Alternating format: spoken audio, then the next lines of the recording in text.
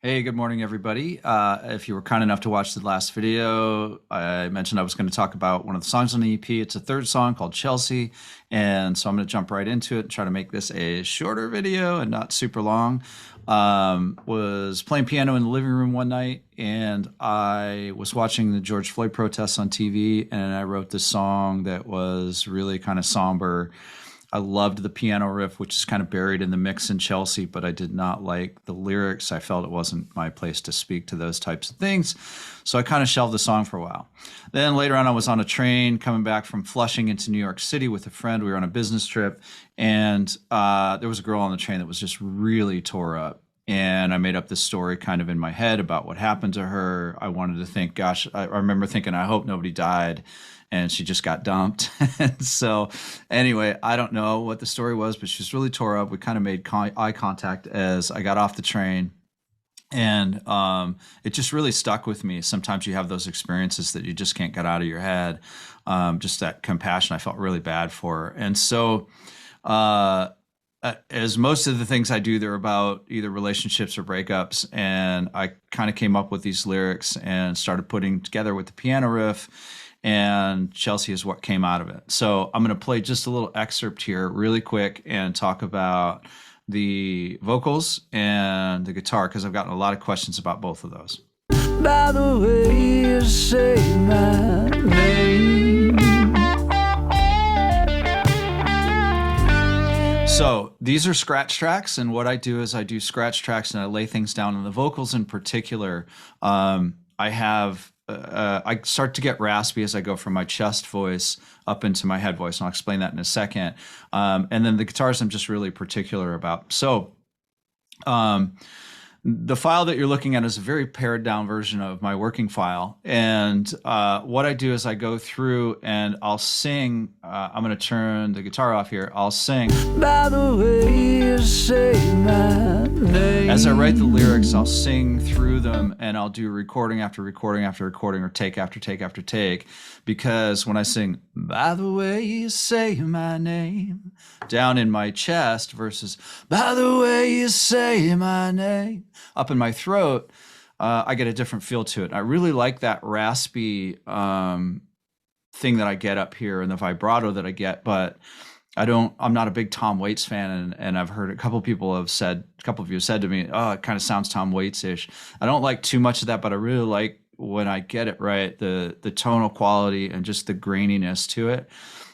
So what I do is I go through is I sing all the parts and I kind of comp them all together. I cut parts from all the takes together, and then kind of make a song out of it. And I put it on SoundCloud, and I learn how to sing my own song. Basically the words that I want, the inflections, the timing, and then the amount of kind of raspiness depending on what's going on with the lyrics in the song. So that's how I do the lyrics. So then I'm going to turn the vocals rather. I'm going to turn the vocals off and turn my first lead guitar on here that I did.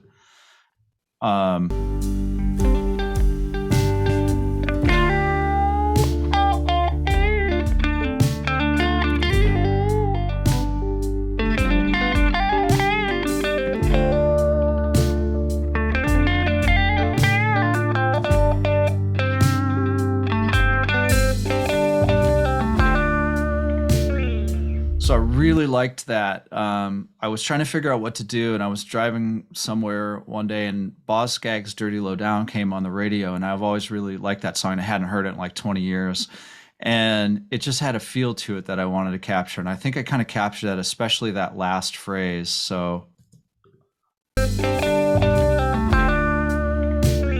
just where I roll the notes over. But I put this in the mix, and when I had it in the mix with everything, I just didn't like it. It just didn't feel good enough. I wanted the lyrical phrasing, the end of the phrase, to roll into the lead, so that it was kind of like that continuation, like being on that train, and felt like that train ride was kind of forever. I hope this song doesn't feel that way, but anyway, so I went with something a little different.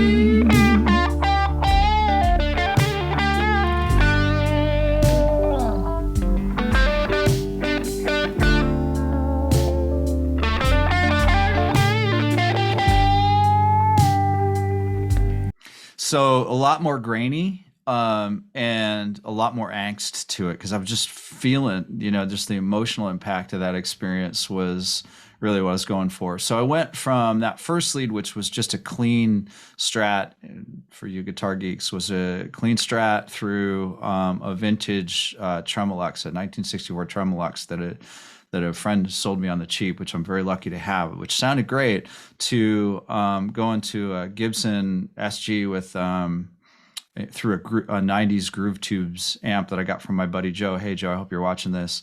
Probably like 1997, that I had in storage that I'd not used since then. And I think it ended up sounding really good. So anyway, that's Chelsea. A little bit about the song and the guitars and the vocals. So any more questions, please let me know on social media. I'm happy to answer anything about technically how I did about my process. Love to talk about music in general. So thank you very much for listening.